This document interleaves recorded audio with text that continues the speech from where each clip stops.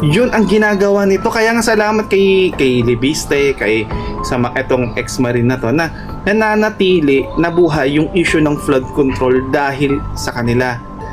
Kasi kung ngayon titignan natin yung ginagawang investigasyon, kinokontrol yung investigasyon. Kung hanggang saan lang yung gusto nila, yun, dun lang sila. Hindi na nila isinasagad doon sa mastermind. May pinagtas. Wala pa rin. Diba? Tapos pinipending nila yung schedule ng Blue Ribbon hearing para tapusin talaga yung issue ng flood control. Ito tatandaan ninyo mga kaibigan, no? Ito based lang to sa aking observation. Ewan ko lang kung parehas tayo ng ating naobserbahan. Last year pa, simula nung sinimulan ang hearing ng Blue Ribbon Committee, sa panahon ni Chairman Senador Marcoleta, gustong-gusto na talaga nilang tapusin ang issue ng flood control.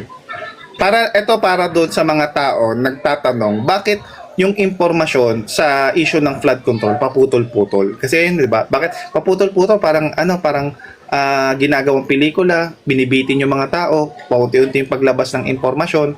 Ito yung nakikita ko na sagot personal ko lang to. Kasi nga, noon pa talaga, gusto nilang patayin yung issue ng flood control. Kasi sa issue ng flood control, nakita naman natin na napakalawak ng corruption na ginawa nila. Na kahit sinong ahensya ng gobyerno or napakaraming involved doon sa issue ng flood control. Pati yung budget, yung national budget natin, kasama rin doon sa issue ng flood control, no? Napakalawak talaga, laki ng perang nawala eh. 'Di ba? Kaya gusto nilang patayin yung issue na yan kasi lahat sila madadamay sa issue ng flood control. Kaya nung nagsalita yung mga diskaya, ano nangyari? Nagpalit ng liderato ang Senate. 'Di ba? Naging presidente ng Senate si Senator Tito Soto. Tinanggal si Marcoleta bilang chairman ng Blue Ribbon Committee at ipinalit si Senator Ping Lacson. Ano nangyari sa hearing ng hearing ni Ping Lacson? Nagkagulo-gulo. Paulit-ulit. Yung coordinates na tinakil na nung panahon ni na chairman si Marcoleta, itinakil dito nung itong latest na Blue Ribbon hearing. Coordinates pa rin sila. Iniikot-ikot yung istorya. Eto pa, nung lumabas si Orly Gutesa sa Blue Ribbon Committee, ano nangyari? Itinigil yung susunod na hearing. Sinuspindi. 'Di ba? At may usap-usapan na gusto nang tapusin yung hearing ng Blue Ribbon.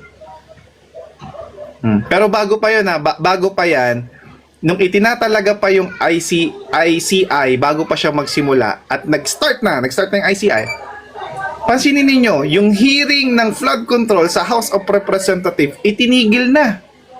At ang balak sana noon, yung hearing ng Senate sa Blue Ribbon Committee, ititigil na rin yun at ipapaubaya sa ICI yung investigasyon. Kasi bakit?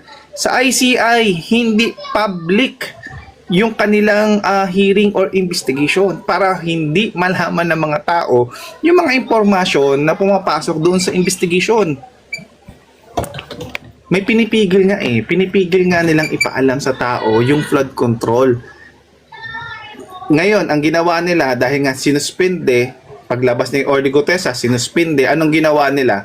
Ang ingay pa rin ang issue ng flood control, di ba? Anong ginawa nila? Nagbagsak sila ng maraming issue, kaliwat kanan. Issue kay BP Sara, testing. Kung ano yung issue na papatok sa mga tao.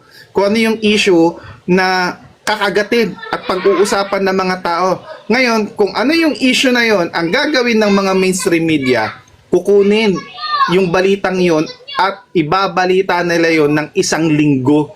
Kasi gusto ng mga tao yung balitang yun. Kumbaga, dinadivert tayo doon sa mga ibang issue. Kaya nga, salamat doon sa ibang mga lumalabas Yung sinasabi, bakit paputol-putol si Libiste? Bakit paputol-putol yung ex-marine? Bakit hindi ibagsak on the spot? Kasi mga kapatid, mga kaibigan, ang gusto kasing gawin talaga, tapusin yung hearing, wag na malaman ng publiko. Ngayon, ang ginagawa nitong mga to, pinipreserve nila yung issue para hindi mamatay. Yun ang ginagawa nito. Kaya nga salamat kay Libiste, kay sa etong ex-marine na to, na nananatili na buhay yung issue ng flood control dahil sa kanila. Bakit? Kasi binubuhay nila, may mga bagong kasi kung isang bagsakan yan, overwhelmed tayong lahat, tapos na agad yung istorya. O ang gagawin nila, ang nanagot lang yung mga senador lang na nasa Blue Ribbon Committee. Alam mo, ang trabaho natin ngayon, mga Pilipino, sa issue ng flood control, hindi, sabihin na natin, wala nang mangyayari kung ngayong administrasyon ang investigasyon ng flood control. 'Di ba? Nakita naman natin kung saan leaning itong mga to. Pero kung kaya natin i-preserve yung kwento na to o yung issue na to hanggang sa next administration, may mananagot talaga. So para sa akin, sana i-preserve natin. Siguro ganun yung ginagawa nila. Tingin ko lang naman niya, ganun yung ginagawa nila. Pini-preserve nila itong informasyon na to. Kung gusto nilang patayin, nagbabalak silang patayin or tapusin yung issue ng flood control, hindi pa pwede. Kasi bakit? Maglalagay ako ng panibagong ebidensya pag-uusapan uli ng mga tao. Kasi nalilibang tayo doon sa mga balita na inilalabas ng mga mainstream media. Yan ay panlilito sa mga tao para i-divert tayo doon sa totoong issue na meron tayo. Ayaw nilang pag-usapan ng flood control. Kasi lahat damay-damay. Pansin ninyo, yung nilabas ng etong ex-marines na to, halos lahat kasali. Di ba? From impeachment ni BP Sara, mga congressman na pumirma, sa nilabas ni Cabral Files, di ba? Sabi nga ni Libiste, halos lahat meron. OVP lang yung wala. Kay ano yan, kay Libiste sa Cabral Files. Di ba? Tapos dito sa X-Men, nakita natin may mga pictures na. Aside from that, sa susunod daw, may video na ilalabas pa itong ex-marines. Di ba? I-preserve natin yung kwento na to.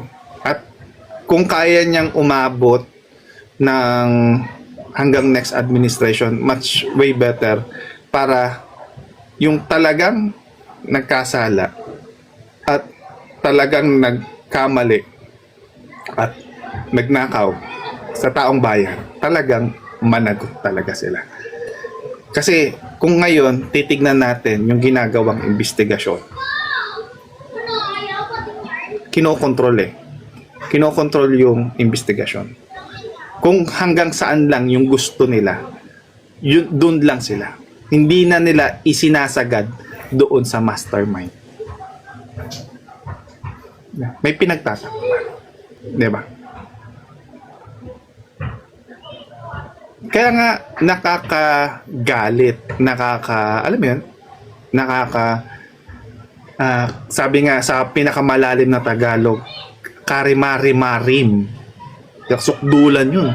Karimari-marim. Yung ginawa nilang pagnanakaw sa taong bayan at hindi katanggap-tanggap kung walang mastermind sa likod niyan.